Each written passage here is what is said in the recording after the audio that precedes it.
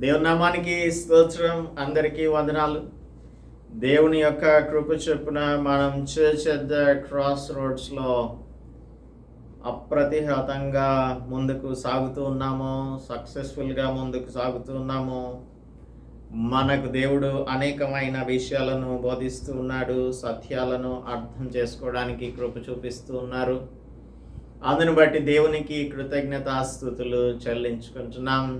ఈ ఉదయకాలమందు ఒక burning topic అని చెప్పాలి, లేదంటే అత్యంత ప్రాముఖ్యమైన ఒక విషయాన్ని గురించి మనం కొరింథీయులకు అపొస్తలుడు పౌలు రాసిన 2వ పత్రిక 8వ అధ్యాయం ద్వారా ధ్యానం చేయబోతున్నాము.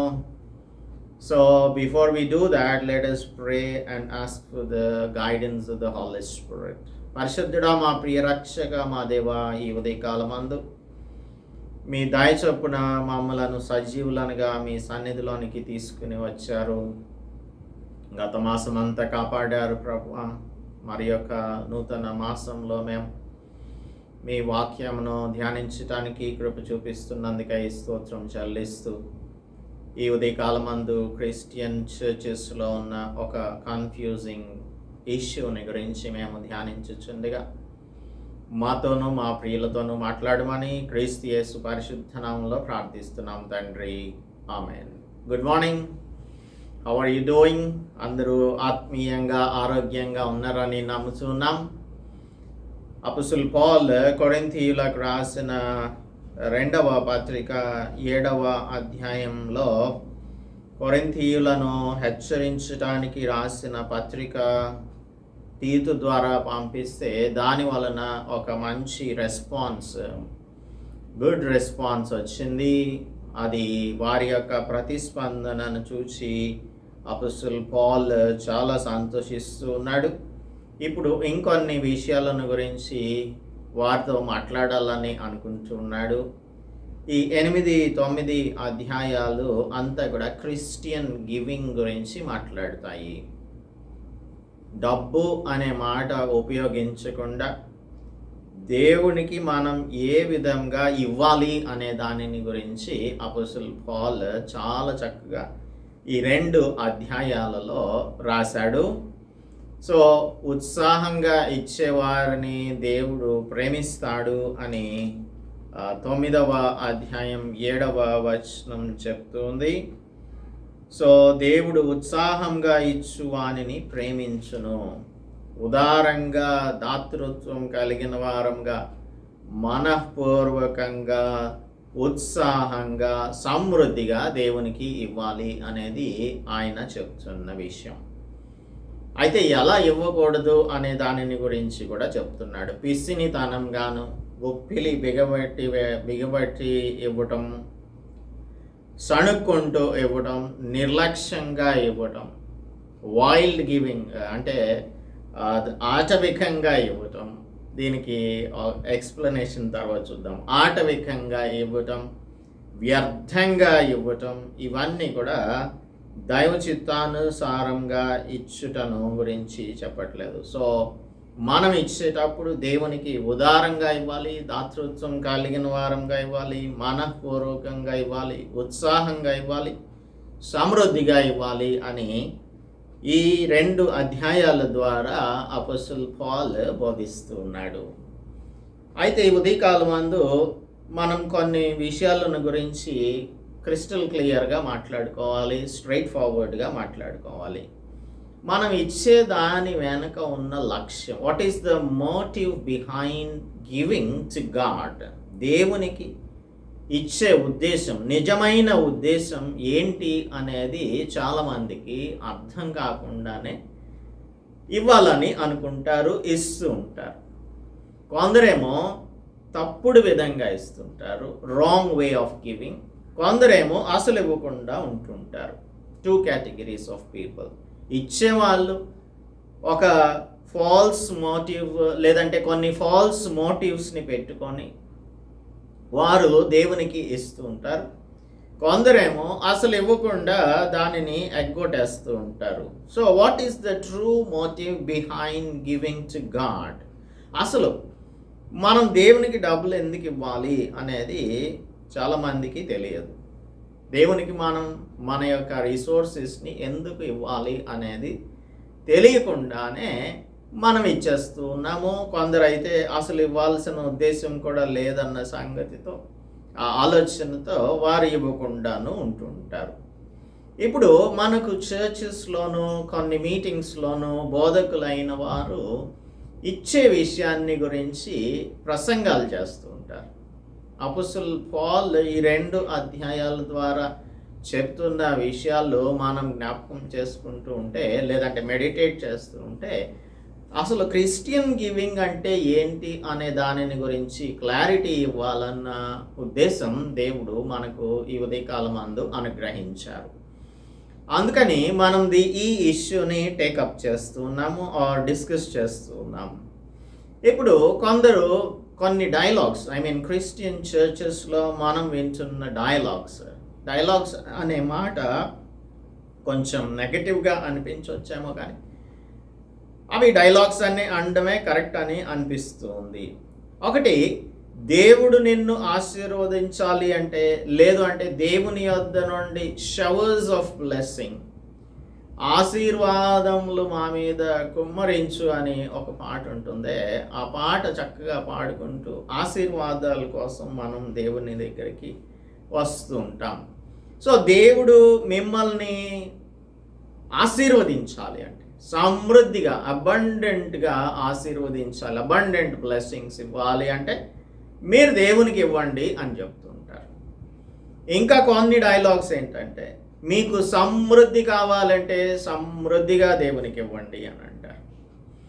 ఇంకా 10% ఇవ్వండి, లేదంటే మీకు హాస్పిటల్ ఎక్స్పెన్సెస్ పెరిగిపోతాయి, మీరు కడు పేదరికంలోనికి వెళ్ళిపోతారు, హెల్త్ ఇష్యూస్ వస్తాయి, ఎకనామిక్ క్రైసిస్ వస్తుంది, అంతా కూడా మీకు నష్టం వాటిల్లుతుంది, మీరు ఉద్యోగం చేస్తున్నారనే కానీ మీ డబ్బులు మీకు మిగలవు, తర్వాత మీరు బిజినెస్ చేస్తున్నారనుకోండి, బిజినెస్లో అన్ని లాసెసే వస్తాయి. ఈ విధంగా శాపనార్థాలు పెడుతున్న రీతిలో దేవునికి ఇవ్వకపోతే మీరు నష్టపోతారు, కాబట్టి దేవునికి ఇవ్వండి అని చెప్పేటువంటి వారు కూడా అనేక మంది ఉంటూ ఉంటారు. ఇప్పుడు సాధారణంగా కొందరు జ్యోతిష్యం చెప్పే వారి దగ్గరకు, లేదంటే ఈ మంత్రాలు చేసేటువంటి వారి దగ్గరకు, బ్లాక్ మ్యాజిక్ ఉన్న వారి దగ్గరకు వెళ్తూ ఉంటారు. దేనికి అంటే, వారు కూడా ఇదే ఉద్దేశాలతో వెళ్తుంటారు. ఏంటి అంటే, నేను ఎంత సంపాదించినా ఏమీ మిగలట్లేదు, నా డబ్బులన్నీ కూడా ఏమంటాం దాన్ని, చిల్లి సంచిలో వేసినట్టుగా అయిపోతూ ఉన్నాయి, ఏమీ మిగలట్లేదు, తర్వాత మా వాళ్ళకి ఆరోగ్యం సరిగా ఉండట్లేదు, మా డబ్బులన్నీ హాస్పిటల్ ఖర్చులకు అయిపోతున్నాయి, ఏం చేయాలి అని అడిగితే, ఇవన్నీ అందరికీ ఉండే సమస్యలే. ఎందుకంటే ఒక్కొక్కసారి మనకు ఉన్నటువంటి రిసోర్సెస్ని సరైన రీతిలో ఖర్చు చేయకపోవడం, దుబారా ఖర్చులు చేయటం, లావిష్గా జీవించటం, ఇంకా మన తాహతుకు మించి ఖర్చులు పెట్టడం, క్రెడిట్ కార్డ్స్ని ఉపయోగించటం, ఇలాగా మనం అన్నీ కూడా తప్పిదాలు చేస్తూ మన దగ్గర డబ్బులు మిగలట్లేదు అని అంటే అది ఎలా కుదురుతుంది? మన వే ఆఫ్ స్పెండింగ్ని మనం ఖర్చు చేసే విధానాన్ని చెక్ చేసుకుంటూ ఉండాలి. ఇవన్నీ కూడా సరైన మెజర్స్ తీసుకుంటే ఇటువంటి పరిస్థితులు రావు. సో ఇవన్నీ కూడా సాధారణంగా అందరికీ ఉండే ఇష్యూసే అందరి జీవితాలలో. అన్యుల జీవితాలలో అలాగే ఉంటుంది, మరి దేవుని తెలుసుకున్న వారి జీవితాలలో కూడా ఇటువంటి పరిస్థితులే ఉంటూ ఉంటాయి. అయితే మనం చాలాసార్లు ఆలోచించలేనటువంటి విషయం ఏంటంటే, చాలాసార్లు తెలుసుకోలేనటువంటి విషయం ఏంటంటే, పరిశుద్ధ గ్రంథంలో పాత నిబంధనలో చెప్పిన రీతిగా క్రొత్త నిబంధనలో ఎక్కడా కూడా దేవుని కోసం మీరు ఎంత % ఇవ్వాలి అని ఎక్కడ రాయబడి ఉండలేదు. అపోస్తలుడు పౌలు చెప్తున్నాడు ఇక్కడ, దేవుడు ఉత్సాహంగా ఇచ్చే వారిని ప్రేమిస్తాడు అని చెప్తున్నాడు. అంతేగాని there is no hard and fast rule, ఒక చట్టం కానీ ఒక శాస్త్రం కానీ ఎక్కడ కూడా లేదు. ఇట్స్ నాట్ ఏ డ్యూటీ, ఇది మన బాధ్యత, రెస్పాన్సిబిలిటీ ఏమాత్రం కూడా కానే కాదు. ఇది మనకు ఒక భాగ్యం. దిస్ ఈజ్ ఎ ప్రివిలేజ్ అని మనం బలవంతంగా కాక ప్రతివాడును తన హృదయంలో నిశ్చయించుకొనిన ప్రకారం ఇవ్వవలెను అంటున్నాడు 9:7 అపోస్తలుడు పౌలు. బలవంతంగా కాక ప్రతివాడును తన హృదయంలో నిశ్చయించుకొనిన దాని ప్రకారం ఇవ్వాలి. ఇప్పుడు మనం అనేకమైన పాటలు పాడుకుంటూ ఉంటాం. దశమ భాగము దేవుని సొమ్ము, ధారాళంగా దేవునికి ఇమ్ము అని పాడుతూ ఉంటాం. దశమ భాగం దేవుని సొమ్ము అయితే ధారాళంగా ఇవ్వటం అంటే దాని అర్థం ఏంటి? దశమ భాగాన్ని ఎంత భాగం కింద ధారాళంగా ఇస్తే ధారాళం అవుతుంది అనేది మనకి తెలియదు. దశమ భాగమే అవుతుంది. దశమ భాగం 100వ భాగం అవ్వదు కదా, 100% అవ్వదు కదా. సో దశమ భాగం దేవుని సొమ్ము అయితే 90% మన సొమ్మ? లేదు, మొత్తం కూడా దేవుడు ఇచ్చిందే మనకు. అయితే మనం హృదయంలో ఏదైతే నిశ్చయించుకుంటామో దానిని మనం దేవునికి ఇవ్వాలి అని చెప్తున్నాడు అపోస్తలుడు పౌలు. ఇంకా భలే పాటలు ఉంటాయి. నీ ధనము నీ ఘనము ప్రభుయేసుదే, నీ దశమా భాగం నివ్వ వెనుదీతువా అని ఇంకొక పాట ఉంటుంది. సో నీ ధనము నీ ఘనము ప్రభుయేసుదే అయినప్పుడు మనం దశమ భాగమే ఎందుకు ఇవ్వాలి? మనం ఇంకా చాలా ఎక్కువ ఇవ్వచ్చు దేవునికి. ఇంకా ఒక పాట ఏంటంటే, సంతోషంగా ఇచ్చేటి వారిని దేవుడు ఎంతో దీవించును అని ఒక పాట ఉంటుంది. సంతోషంగా ఇచ్చేవారిని దేవుడు దీవిస్తాడు. సో ఇది బాగానే ఉంది. కొంచెం వరకు సంతోషంగా దేవునికి ఇస్తే దేవుడు మనల్ని ఆత్మీయంగా ఆశీర్వదిస్తాడు. తర్వాత మనకు ఇవ్వవలసిన వాటిని కూడా ఆయన అనుగ్రహిస్తాడు. సో ఇచ్చేటువంటి విషయంలో కొందరు ఎలాగ ఇస్తూ ఉంటారంటే, కొందరు ట్యాక్స్ తప్పించుకోవడానికి ఇస్తూ ఉంటారు. ఈ సెక్షన్ 80 అని ఒకటి ఉంటుంది ఇన్కమ్ ట్యాక్స్లో. సో ఇన్కమ్ ట్యాక్స్ డిడక్షన్స్ నుంచి మనం తప్పించుకోవాలి అంటే కొంత మనం ఏదైనా ఒక ఆర్ఫనేజ్కి కానీ లేదంటే చారిటబుల్ డీడ్స్ చేస్తున్న వారికి మనం ఇస్తే దాని నుంచి ఎగ్జంప్షన్ ఉంటుంది మన దేశంలో. అమెరికాలో అయితే ఇంకా ఎక్కువ పర్సంటేజ్ ఉంటుంది. కాబట్టి ఆ ట్యాక్స్ గవర్నమెంట్కి కట్టే బదులు దేవుని సేవకి ఇస్తే మంచిదన్న ఉద్దేశంతో వారు దేవుని సేవకి ఇవ్వడానికి ప్రిఫర్ చేస్తుంటారు. That's also very good. అయితే తప్పించుకోవడానికి మనం దేవునికి ఇవ్వటం కాదు, మనం హృదయాంతరంగంలో నుంచి ఏది ఇవ్వాలనుకుంటున్నామో అది దేవునికి ఇవ్వాలి. బలవంతం ఏం లేదు ఇక్కడ. రెండోది, కొందరు రెప్యుటేషన్ కోసం ఇస్తూ ఉంటారు. లూకాసు వార్తలోనూ అలాగనే మార్కు సువార్తలోనూ మనం ఒక అకౌంట్ని చదువుకుంటాము. అది యేసు ప్రభువు కానుకల పెట్టె దగ్గర ఉంటారు.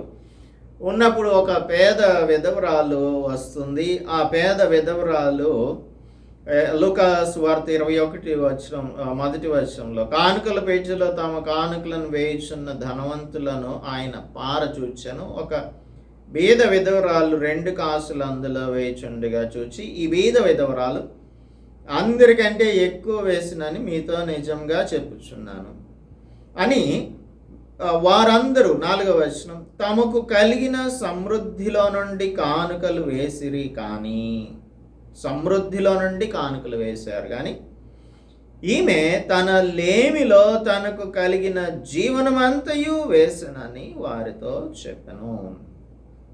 2 కాసులు, 2 mites అంటాం. 2 mites వేసింది. అది ఆమె జీవనం అంతా కూడా వేసింది అని మనం చదువుకున్నాం. అయితే మిగిలిన వాళ్ళు సమృద్ధిలో నుంచి వేశారు.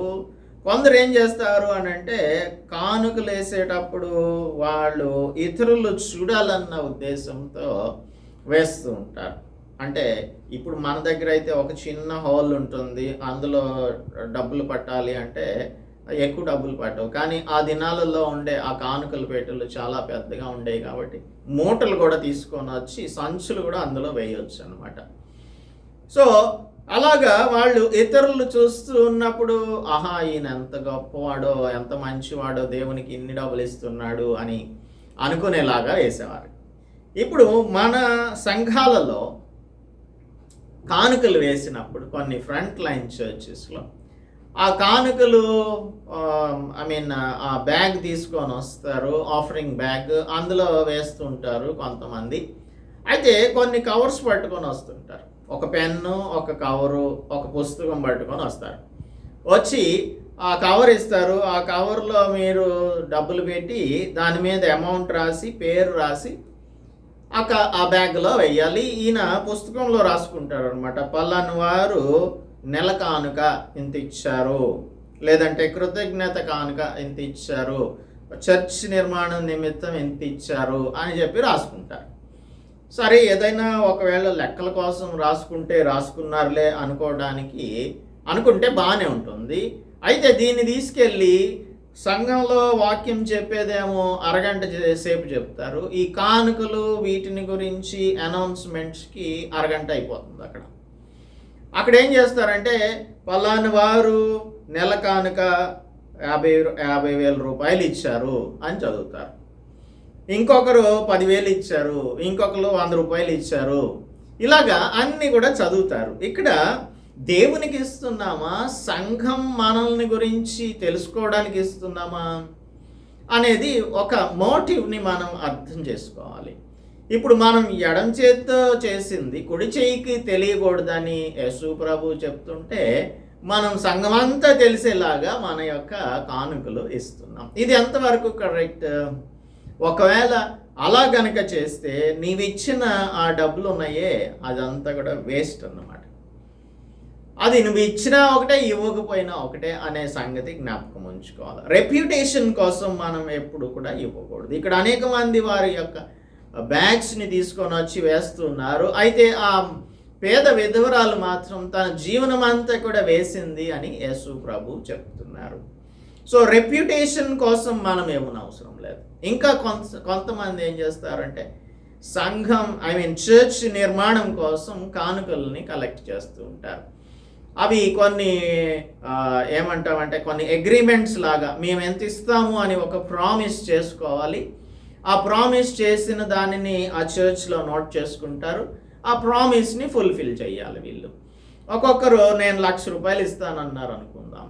ఆ 1,00,000 రూపాయలు ఇచ్చేటంత వరకు అనౌన్స్మెంట్స్లో చెప్తూ ఉంటారు. ఏమని?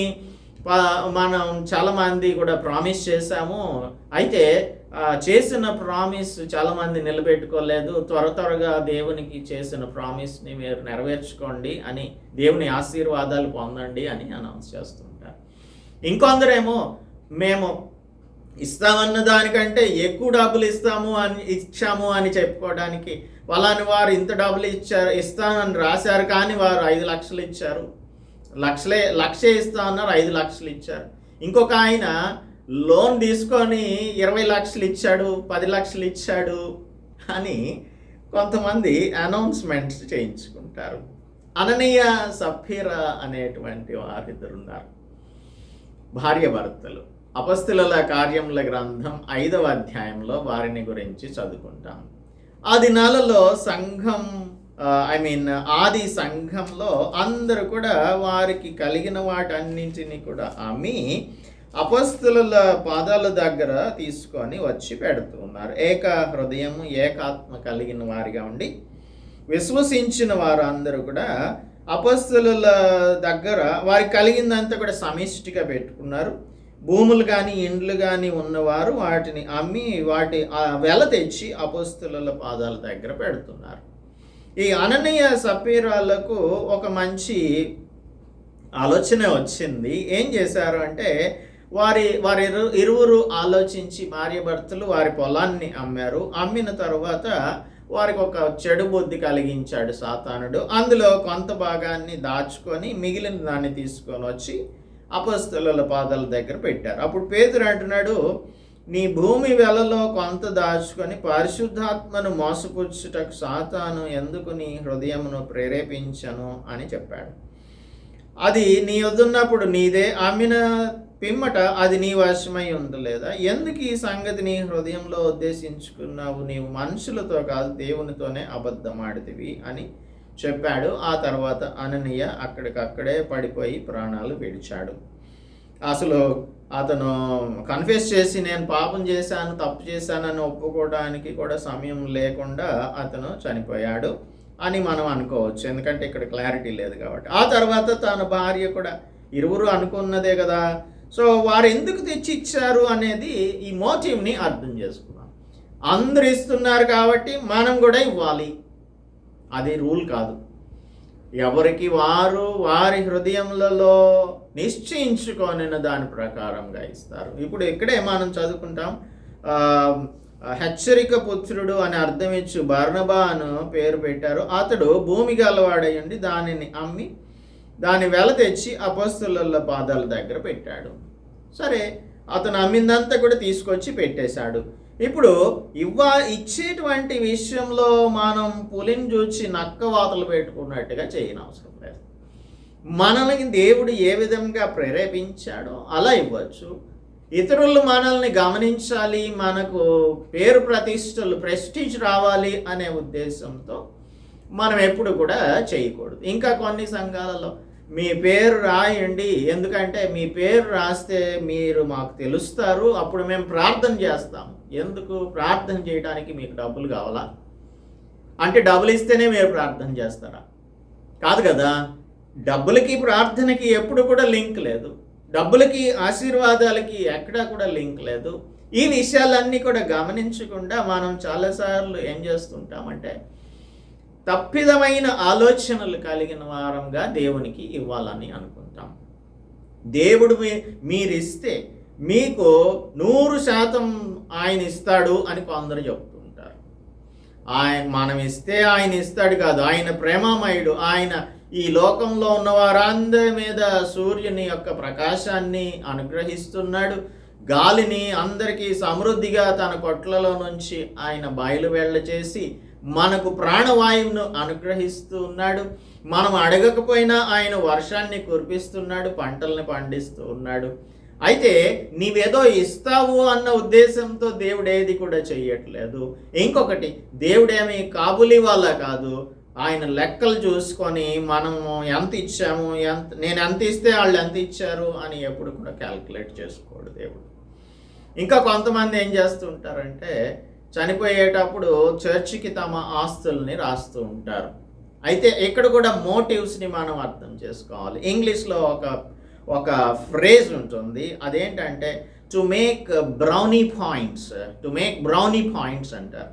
అంటే దానికి అర్థం ఏంటంటే in order to get the approval అని, ఒకరి చేత మనం అప్రూవ్ చేయబడటానికి ఈ పనులు చేస్తుంటారు. అంటే ఫేవర్ని సంపాదించుకోవడానికి, బాస్ ఫేవర్ని సంపాదించుకోవడానికి బాస్కి కొంచెం బటరింగ్ పని చేస్తుంటారు కొంతమంది ఆఫీసెస్లో, కంపెనీస్లో. అలాగే దేవునికి మనం బటరింగ్ చేయని అవసరం లేదు. ఈ బ్రౌనీ పాయింట్స్ని సంపాదించుకోవడానికి చనిపోయే ముందు బ్రతికున్నంతకాలం దేవునికి ఎప్పుడు ఉపయోగపడలేదు వీళ్ళు. చనిపోయేటప్పుడు ఒక ఆలోచన వస్తుంది, దేవుడు నాకు మంచి రివార్డ్ని ఇవ్వాలి, పరలోకానికి నన్ను తీసుకెళ్ళాలి. రక్షణ పొందితే పరలోకానికి వెళ్తాం, డబ్బులు ఇస్తే పరలోకానికి వెళ్ళాం అనే సంగతి తెలియదు వారికి. అందుకనే వారు కొంత అమౌంట్ని, వారు ఆస్తిని ఈ చర్చ్కి రాసేస్తారు, లేదంటే అనాథాశ్రమాలకి రాసేస్తూ ఉంటారు. ఇలాగూ చాలాసార్లు తప్పిదమైన రీతిలో ఆలోచిస్తూ మనం ఇచ్చేవారి ఉంటాం. ఇక్కడ ఏ ఫండ్ రైజింగ్ క్యాంపెయిన్ చేయట్లేదు అపోస్తలుడు పాల్. లేదు అంటే దేవుడు కూడా ఒక ఫండ్ రైజింగ్ కాంపిటీషన్ని మనకేమీ పెట్టట్లేదు. ఆయన ఈ సకల లోకమునకు అధిపతి అయి ఉన్నాడు. బంగారం ఆయనది, వెండి ఆయనది, సమస్తము కూడా ఆయనదే. ఆయనకు మనం ఇచ్చుట ద్వారా ఆయన ఫేవర్ని సంపాదించుకోవడం కాదు, ఆయన చెప్పిన రీతిలో ప్రవర్తించడం ద్వారా దేవుని యొక్క ఫేవర్ని సంపాదించుకోవాలి అనే సంగతి ప్రతి ఒక్కరం కూడా ఈ ఉదయకాలం అందు ఆలోచన చేద్దాం. తప్పుడు విధంగా దేవునికి ఇవ్వటం అనేది అది ఎంత మాత్రం కూడా దేవుడు మెచ్చేటువంటి విషయం కాదు. అందుకని ఉదయకాలం అందు there is a desperate need for the church to know about how to give అనే దానిని మనం ఆలోచన చేస్తున్నాం. ఇంకా కొందరు ఏం చేస్తుంటారంటే అసలు ఇవ్వకుండానే ఉంటారు. ఇవ్వకపోవడానికి కారణాలు వారు చెప్పేది ఏంటంటే, మనం ఇచ్చే డబ్బులతో పాస్టర్ గారు వారి కుటుంబం బాగా భోంచేస్తున్నారు, ఇంకా మన మాటల్లో చెప్పాలంటే బాగా బలిసిపోతున్నారు, అందుకని మన డబ్బులు వారికి ఇస్తే వారు తినటం ఏంటి అనేది ఆలోచన. మరి మందను కాసేవారు మందపాలు త్రాగటానికి వారికి అర్హత లేదా? అపొస్తలుడు పౌలే అంటాడు కదా. సో మనం అందరం కూడా ఆ పాస్టర్ యొక్క ఆ షెపర్డ్ యొక్క షీప్గా ఉంటున్నాము కనుక సంఘం నాకు ఏది అవసరమో అనేది పాస్టర్ గారికి తెలుసు. అలాగనే తన అవసరతలు కూడా మనం ఇచ్చే డబ్బులతోనే ఆయన ఫుల్ఫిల్ చేసుకోవాల్సి ఉంటుంది. వాళ్ళ పిల్లల్ని అమెరికా పంపించి చదివించుకుంటున్నారు, మనం ఇచ్చే డబ్బులతో వారు అమెరికా పంపిస్తున్నారు, లేదంటే వెస్ట్రన్ కంట్రీస్కి ఫారిన్ కంట్రీస్కి పంపిస్తున్నారు అంటే అవును, మరి దేవుడు వారికి అవకాశం ఇచ్చాడు కాబట్టి వారు పంపించుకుంటున్నారు. వారికి అవకాశం లేకపోతే ఎవరు ఇక్కడే చదివించుకుంటారు వారి పిల్లల్ని. అనేక మంది పాస్టర్ పిల్లలు మున్సిపాలిటీ స్కూల్స్కి, గవర్నమెంట్ స్కూల్స్కి వెళ్ళే వాళ్ళు ఉంటూ ఉంటారు. సో ఎవరి తాహతను బట్టి వాళ్ళు చేస్తూ ఉంటారు. ఇంకా కొంతమంది దేవుడు మాకు ఏం చేశాడని మేము ఆయనకి ఇవ్వాలి అని అనుకుంటూ ఉంటారు. ఏం చేశాడు అనే దాని గురించి ఆలోచించుకొని దేవునికి ఇవ్వటం కాదు. ఒక పాట ఉంటుంది, సమర్పణ చేయము ప్రభువునకు అని. అందులో అబ్రాహామును దేవుడు అడిగాడు, ఇస్సాకుని ఇవ్వమని, నీ బిడ్డల సేవకు నీవు ఇవ్వవా అని చెప్పి అంటూ ఉంటారు.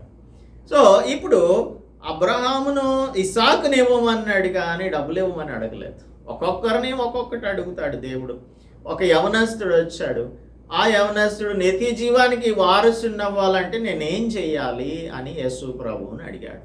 అడిగితే ఆజ్ఞలన్నింటినీ పాటించాలి. సరే, ఆజ్ఞలన్నీ నేను చిన్నప్పటి నుండే పాటిస్తున్నానని చెప్పాడు. అయితే నీకు ఒక్కటి కొదువుగా ఉంది, ఏంటి అంటే నీకున్న ఆస్తిని నీవు అమ్మేసి వచ్చి నన్ను వెంబడించు అన్నాడు.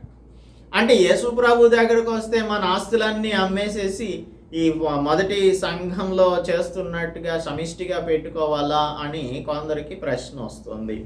అలాంటిదేం లేదు. యేసు ప్రభు దగ్గరకు వస్తే మీ ఆస్తులు ఎవరికి ఇవ్వనవసరం లేదు, యేసు ప్రభుకి అసలే ఇవ్వనవసరం లేదు. మీ ఆస్తులు మీ దగ్గరే ఉంచుకోండి. అయితే మన హృదయంలో ఏదైతే కొదువుగా, మన జీవితంలో ఏదైతే కొదువుగా ఉంటుందో దానిని తీర్చడానికి దేవుడు ఒకవేళ ఏదైనా అడిగితే అడగవచ్చు.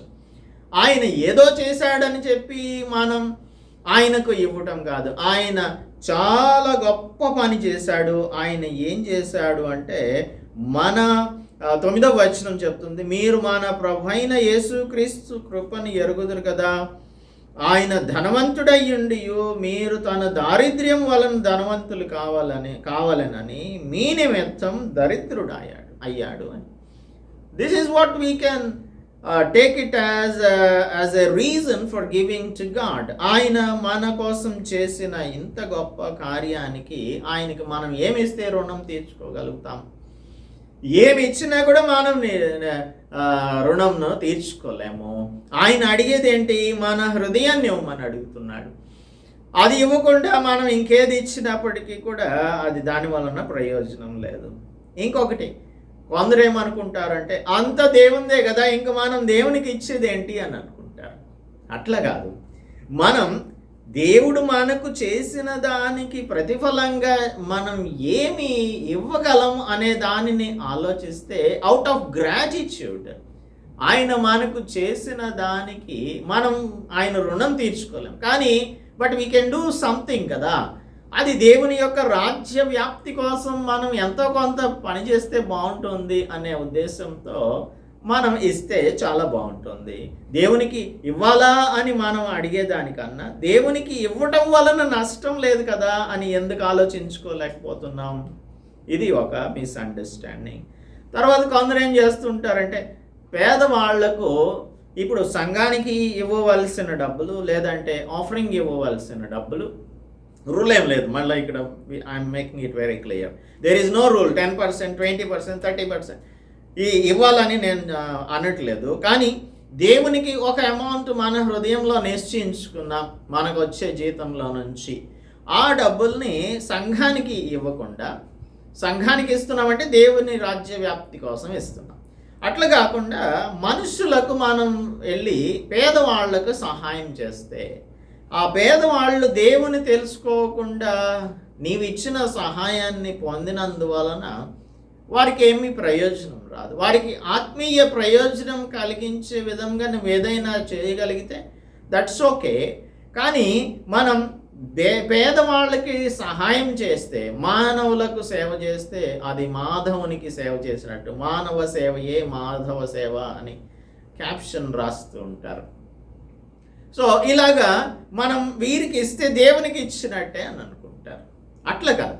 ఒకవేళ నీవు పేదవారికి సహాయం చేయాలి అనుకుంటే చెయ్యొచ్చు, కానీ దేవునికి ఇవ్వాల్సింది మాత్రం ఇవ్వాల్సి ఉంటుంది. ఈ మాసిడోనియన్స్ ఇవ్వకుండా ఉండటానికి అనేకమైన పాసిబిలిటీస్ ఉన్నా కూడా వాటన్నింటినీ మించి తమ సామర్థ్యం కంటే ఎక్కువగా ఇచ్చారు అని అపోస్తలుడు పౌలు చెప్తున్నాడు. 1వ వచనంలో, మాసిదోనియా సంఘములకు అనుగ్రహింపబడి ఉన్న దేవుని కృపను గురించి మీకు తెలియచేయుచున్నాను. ఇక్కడ మాసిదోనియా సంఘాలు అంటే ఫిలిప్పీ సంఘం, తెస్సలోనికా సంఘం, అలాగే బెరియా సంఘం, ఈ మూడింటిని కలిపి మాసిదోనియా సంఘాలు అని అంటున్నాడు. వారికి అనుగ్రహింపబడి ఉన్న దేవుని కృపను గురించి మీకు తెలియచేస్తున్నాను. వీరు ఎంత గొప్పవారంటే వీరు సామర్థ్యం కంటే మరీ ఎక్కువగా ఇస్తూ ఉన్నారు. సామర్థ్యం కంటే మించి వారు దేవునికి ఇస్తూ ఉన్నారు.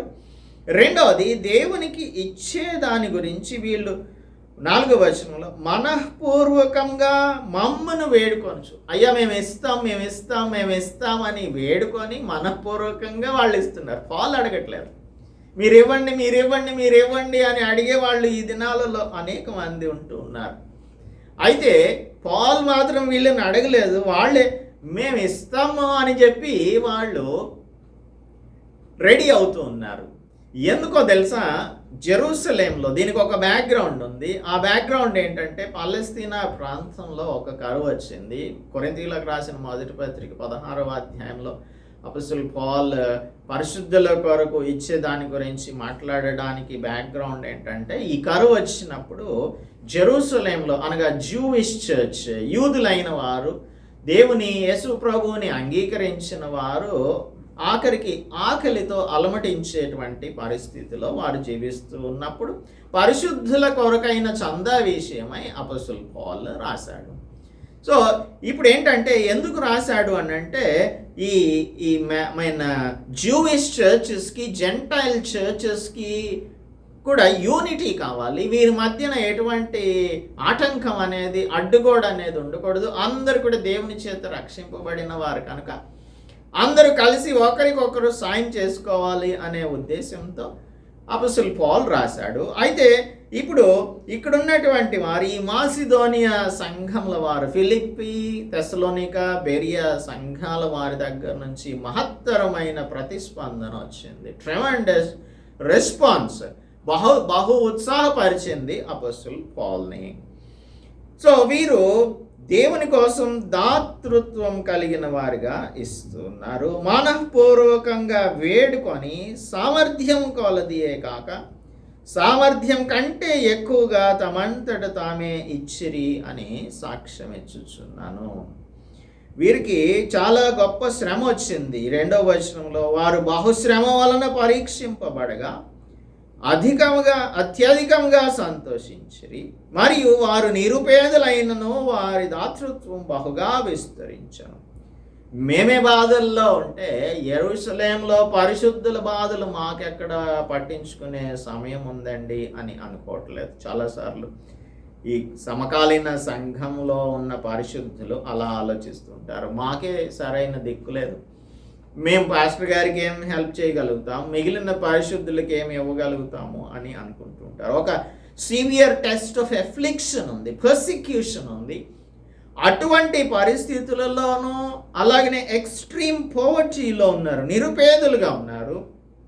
అయినప్పటికీ కూడా మేము ఇస్తాము అని బియాండ్ దేర్ మీన్స్, వారి సామర్థ్యం కంటే మరీ ఎక్కువగా తమంతట తామే ఇస్తూ ఉన్నారు.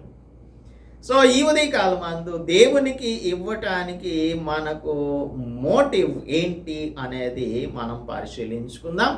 దేవునికి ఇచ్చే విషయంలో ఉన్న మిస్అండర్స్టాండింగ్స్ అన్నింటినీ కూడా పక్కన పెట్టేసేద్దాం.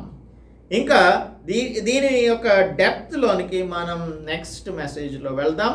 So let us have a clear understanding. మనల్ని ఎవరో అడుగుతున్నారు కాబట్టి ఇవ్వటం, లేదంటే మనల్ని ఎవరో ఫోర్స్ చేస్తున్నారు కాబట్టి ఇవ్వటం, రాంగ్ మోటివ్స్తో ఇవ్వటం, లేదంటే అసలు ఇవ్వకపోవడం, ఇవన్నీ కూడా కరెక్ట్ కాదు. మనకు అది డ్యూటీ అంటూ ఏమీ లేదు. ఇది ఒక ప్రివిలేజ్ కిందనే మనం ఆలోచన చేసి బలవంతంగా కాక ప్రతి ఒక్కరు కూడా హృదయంలో నిశ్చయించుకొని దాని ప్రకారం ఇవ్వాలి అని కొరింథీయులకు రాసిన 2:9-7 అపోస్తలుడు పౌలు చెప్తూ ఉన్నాడు. మనకు ఒకవేళ ఇవ్వటానికి పాసిబిలిటీస్ లేకపోయినా కూడా మనకు మనస్సు ఉంటే మార్గం ఖచ్చితంగా ఉంటుంది అనే విషయాన్ని కూడా గమనించుదాం. దీనిని మనం కంటిన్యూ చేద్దాం. అప్పటి వరకు దేవుడు మీ అందరికీ కూడా సహాయం చేసి తన కృపను చూపించునుగాక. ప్రార్థించుకుందాం. పరిశుద్ధుడా, మా ప్రియ ప్రభువా, మా దేవ, కంటెంపరీ చర్చ్లో ఉన్నటువంటి ఒక ఆర్గ్యుమెంట్, అసలు దేవునికి ఇవ్వాలా వద్దా అనేది ప్రభువా చాలా క్లిష్టమైనటువంటి ప్రశ్నగా ఉన్నది.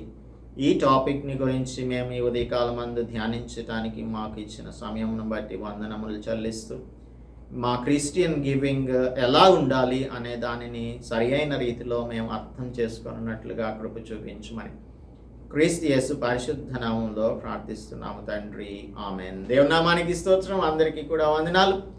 క్రిస్టియన్ గివింగ్ని గురించినటువంటి ఈ చాప్టర్స్ని మనం ఇంకా డెప్త్లో ధ్యానం చేద్దాం. దీనిని గురించిన ఒక అవుట్లైన్ని మనం ఇప్పుడు నేర్చుకున్నాం. దీనిని మనం ఫాలో అవడానికి ప్రయత్నం చేద్దాం. దేవుడు అందుకు మనకు సహాయం చేయనుగాక.